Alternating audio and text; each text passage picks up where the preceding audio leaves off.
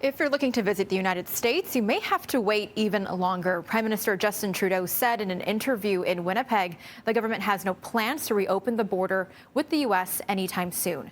The current border closure agreement ends next Wednesday, but is expected to be renewed. The border was closed to non-essential traffic in mid-March. Business editor Richard Southern joins us now. And Richard, as the COVID-19 pandemic continues, more and more people are turning towards digital options, even when it comes to cash. Yeah, even the Bank of Canada came out today, Melissa, and said, hey, we got to step up our efforts to give Canada its own digital currency. And the Bank of Canada said it really wants to do that to actually respond to Facebook.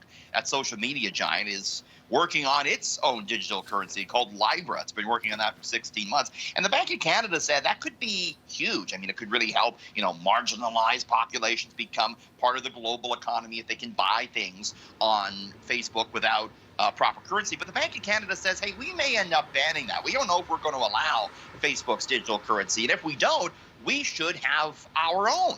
And so the bank says it's making good pace on developing its own, although it would be up to the House of Commons to approve that. But, Melissa, I mean, these days, we're not dealing in cash so much. We're buying online. We're digital payments to one another. And so people are looking at these digital currencies in a whole new light.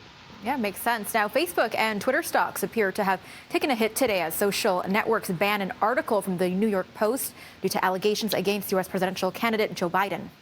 Yeah, big debate about this, and I think, it's one that maybe journalism schools will be debating for quite some time to come. So New York Post yesterday came out with this article, made new allegations against Joe Biden. The story contained allegations that his son, Hunter Biden, did, business dealings with the Ukrainian energy company and that Joe Biden had met with the head of that company.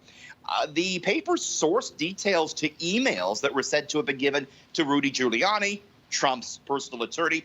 The Post, though, didn't ask Biden for comment and didn't authenticate the emails. And so Twitter prohibited users from posting that story. Facebook reduced how often the story shows up in users' news feeds. Some praised that move because there were a lot of red flags with the story.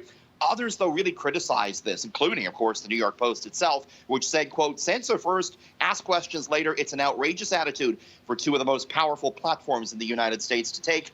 Melissa, Facebook stock closed down 1.8% amid the controversy. And Richard, a very popular K-pop group has a dynamite trading a debut after going public. Do you have BTS on your iPod, your phone, Melissa? Not really my thing, but I hear they're all the rage. People are really into it. They're a super popular band, obviously.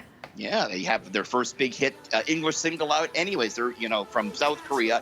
They're so popular, they moved the financial markets today, Melissa. The company behind this group, called Big Hits, went public on the South Korean stock exchange. The stock doubled in the initial public offering. They're making their money now a lot from online concerts that this band is holding. 1.7 million people sign up. They pay to watch online concerts from BTS. This company valued at $7.5 billion US. The IPO made each member of the group $20 million. Melissa, they're so beloved in South Korea that politicians there say BTS should be exempt from 2 years of mandatory military service because they've done so much for the country and the economy. Oh, Big wow. deal there in South Korea.